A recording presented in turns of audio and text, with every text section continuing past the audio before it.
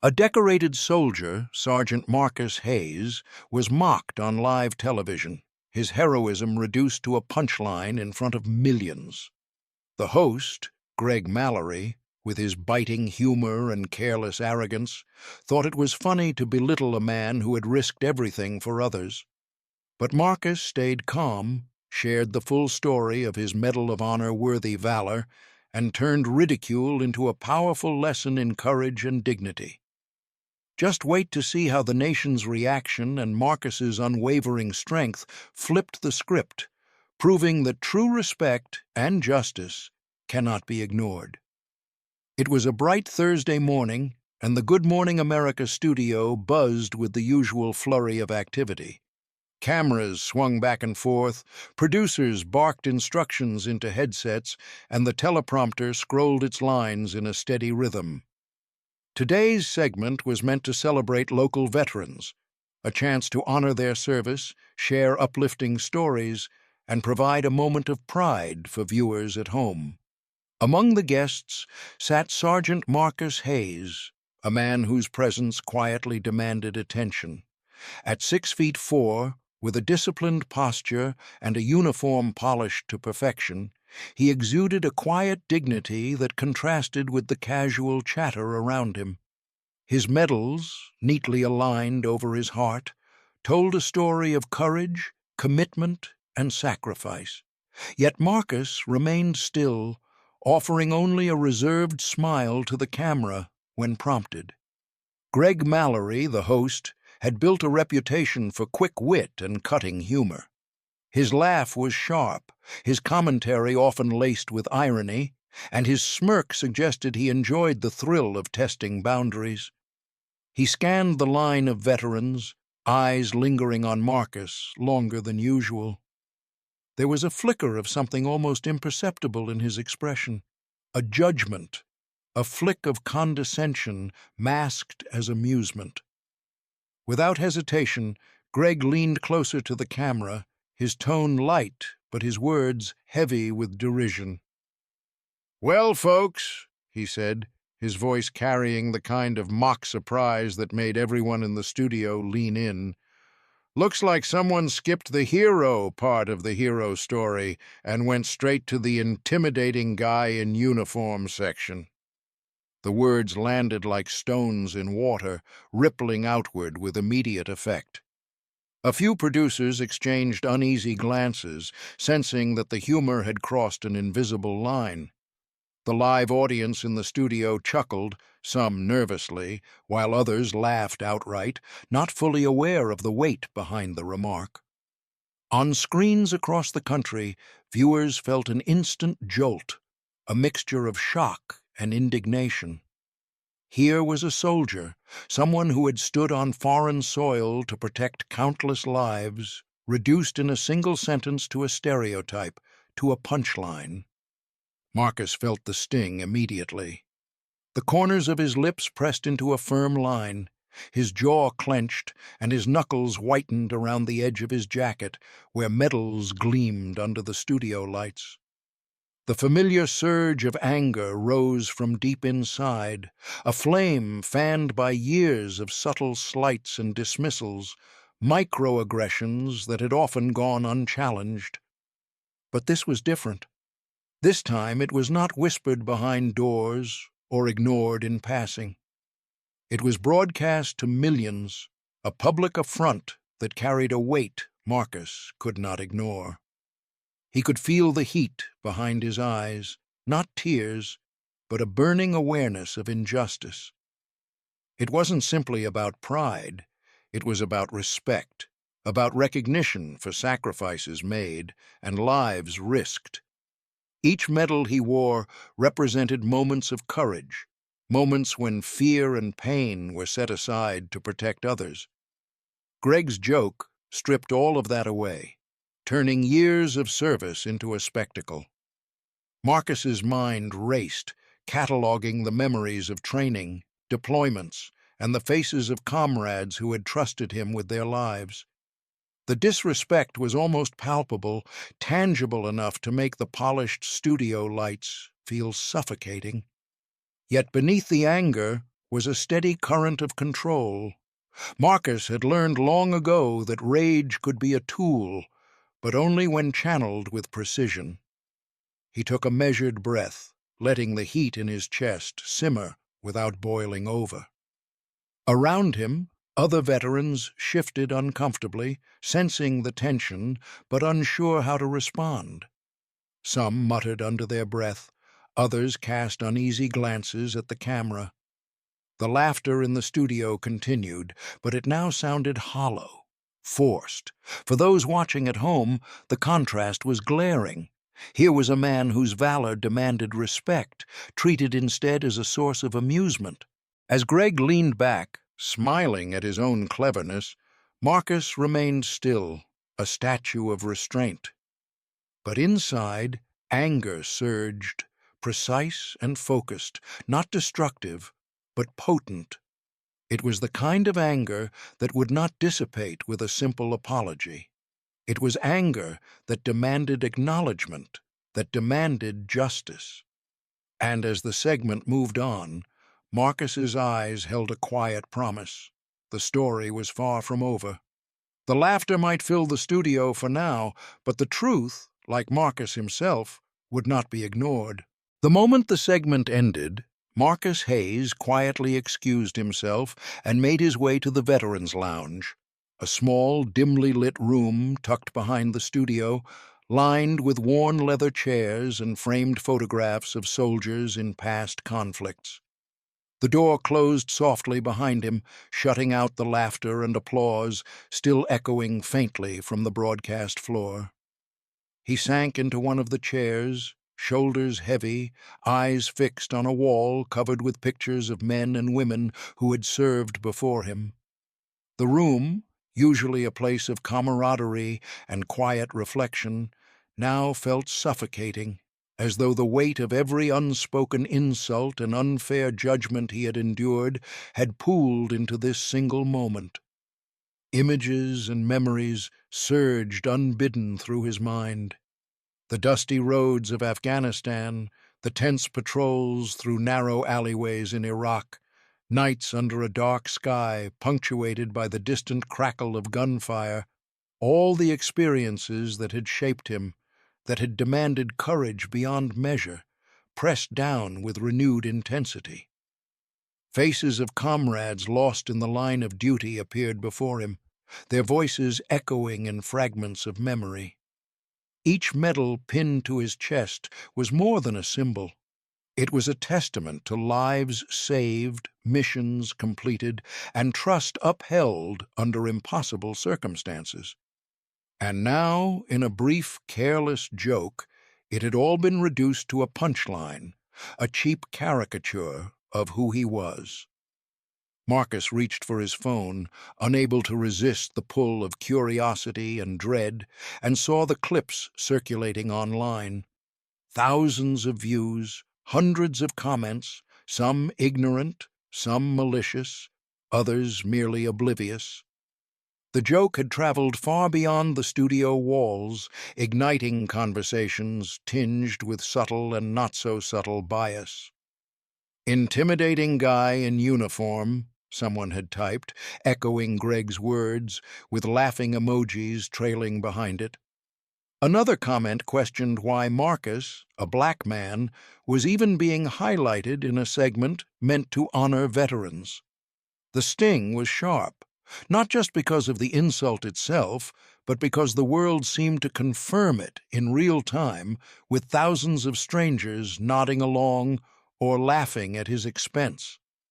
Pain, Marcus realized, was no longer an isolated sensation. It radiated outward, touching every connection he had forged in service. His fellow veterans reached out, sending messages of support and concern, some with gentle humor to lighten the moment, others with genuine worry.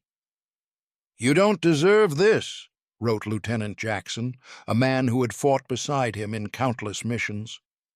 Sergeant Ramirez called, voice low and steady, offering reminders of Marcus's accomplishments and the truth that no one's joke could erase. Yet, even with their support, Marcus felt a gnawing emptiness, a hollow space where pride and recognition should have thrived. The injustice was compounded by the cruel irony that he had fought for a country that now seemed eager to dismiss him. He had risked his life, endured hardship, and faced unimaginable challenges, yet here, in his homeland, his honor was questioned not for his actions, but for the color of his skin. The medals, once a source of quiet satisfaction, now felt almost like weights, tokens of effort disregarded. Pain was not just personal, it was communal, a reflection of a system that too often allowed respect to be contingent on appearances rather than deeds. Marcus leaned back, closing his eyes for a moment, letting the silence of the lounge fill him. The anger that had flared earlier simmered into a deep ache, a sorrow tempered by reflection. Each breath he took carried the weight of his experiences, the burden of recognition denied, and the knowledge that he was seen, in this instance, only through the lens of stereotype. And yet, even in this profound discomfort, a quiet determination began to form at the edges of his consciousness. Pain, he realized, was only the beginning, the spark that would ignite the need for truth, for acknowledgement, for justice. He opened his eyes, staring at the framed photographs on the wall, and for the first time since the segment aired, he felt a sense of clarity. The humiliation would not define him. The story would continue, and Marcus Hayes, with all he had endured and achieved, would not be reduced to a momentary joke. By the next morning, Marcus Hayes had slept little, though his body lay still beneath the quiet hum of his apartment. The events of the previous day lingered, heavy and insistent, yet a subtle shift had begun.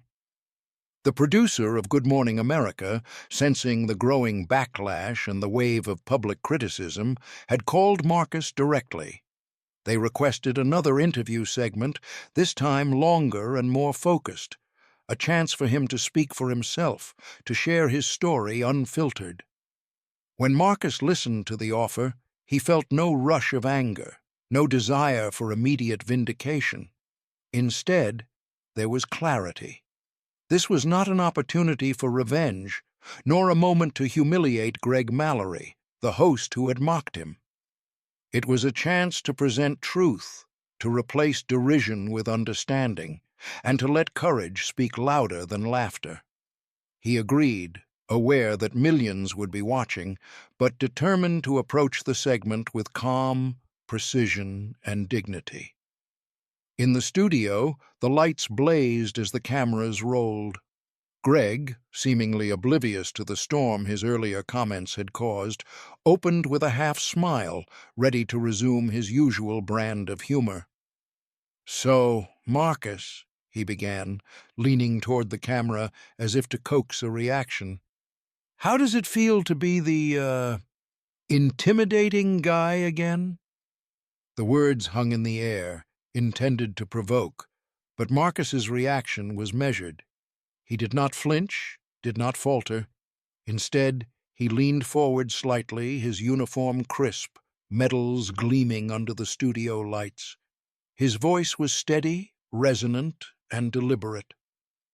"I've had the honor of serving alongside some of the finest people this country has ever known," Marcus began. "I've faced situations where decisions mattered not just for me, but for the lives of others. I've been entrusted with the safety of my team, and I've acted in ways that earned the Medal of Honor. That medal represents countless moments of courage, sacrifice, and responsibility." He paused, letting the words settle. The weight behind them was palpable. "It's easy to make jokes when you don't know the story behind the uniform, the work behind the medals, the lives behind the service." For a moment, the studio was entirely silent. The usual hum of cameras, the soft shuffling of notes, even Greg's habitual smirk seemed to fade into stillness. The audience, both in the studio and at home, was drawn in by the quiet authority Marcus exuded. Each medal over his heart glinted like a silent testament, a visual reminder of bravery Greg had casually reduced to a punchline. The contrast was stark, impossible to ignore. Viewers felt the shift immediately, a flicker of hope that truth could counter ridicule, that integrity and courage could reclaim the narrative. Greg's expression began to change. The smirk that had come so easily the day before wavered, then faltered. His eyes, for the first time that morning, met Marcus's steady gaze, and the realization dawned. He had not insulted just a man on television. He had mocked a hero, a Medal of Honor recipient whose actions had safeguarded lives in circumstances few could even imagine. The laughter and bravado evaporated, replaced by a subtle, uncomfortable acknowledgement. Marcus continued, calm but firm, outlining the critical missions he had undertaken, the lives saved through careful decisions, the courage required not for spectacle, but for duty. With each sentence, the atmosphere in the studio shifted. Hope spread, not a naive hope, but one grounded in recognition. Viewers sensed the injustice of the previous day and saw, finally, the man behind the uniform, disciplined, heroic, and unshakable in his dignity. By the time the segment ended, the room felt different. Cameras captured Marcus as more than a figure on a screen. They captured the embodiment of honor and integrity. Greg sat back, quiet now, confronted not by anger or confrontation, but by undeniable truth. Across living rooms and mobile screens, people who had laughed yesterday now watched with awareness, admiration, and a sense of collective hope that courage could still be recognized, that respect could be restored. The final segment began with a tension that was almost tangible. Greg Mallory, once so quick with his wit, now appeared subdued. His earlier confidence had dissipated like smoke, leaving behind only awkwardness and a stammered attempt at apology. "Marcus, I didn't realize—" His words trailed off, heavy with discomfort, as he struggled to articulate what he had done wrong. On screen, the apology was sincere in intent but hollow in execution, a fragile acknowledgement of wrongdoing compared to the steadfast presence of the man seated across from him. Marcus, however, offered no visible satisfaction, no hint of triumph in his expression. He simply sat tall, posture unyielding, eyes calm, his uniform immaculate, medals catching the studio lights. There was no need for vengeance. His dignity alone conveyed the weight of justice. The cameras panned across Marcus as he recounted the moments that had earned him the Medal of Honor, the lives he had protected, and the countless hours of service that had gone unseen by the casual observer. He did not dwell on Greg's mocking comment. Instead, he transformed the moment into a lesson, a demonstration of courage and commitment. His voice was measured, resonant with authority and quiet pride. The words carried a clarity that resonated far beyond the studio, reaching millions of viewers who paused their morning routines to listen. Social media erupted almost instantly. Clips of Marcus speaking circulated widely, shared not for humor, but for admiration. Hashtags praising his bravery, integrity, and calm resilience began trending. Discussions about respect for veterans and acknowledgement of their sacrifices surged across news outlets and comment sections alike. In the studio, the reaction was palpable. Colleagues and producers whispered in muted tones, visibly impressed by the way Marcus had reclaimed the narrative. Greg, once the center of attention, was now a secondary figure in a story defined by honor, not humor. Marcus had turned humiliation into education, mockery into admiration, and an awkward morning segment into a lesson in dignity.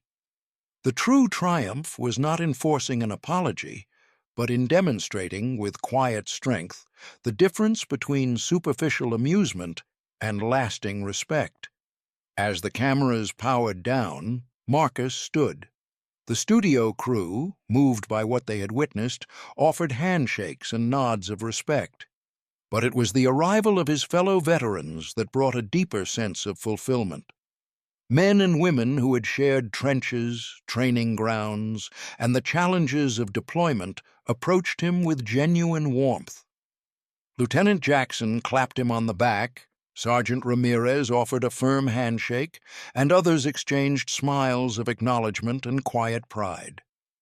Marcus felt the subtle but profound validation that comes not from public praise alone, but from those who truly understood the weight of what had been endured. Stepping into the bright sunlight outside the studio, Marcus took a moment to breathe. The city hummed with its usual rhythm, unaware in most places of the small but significant victory that had unfolded.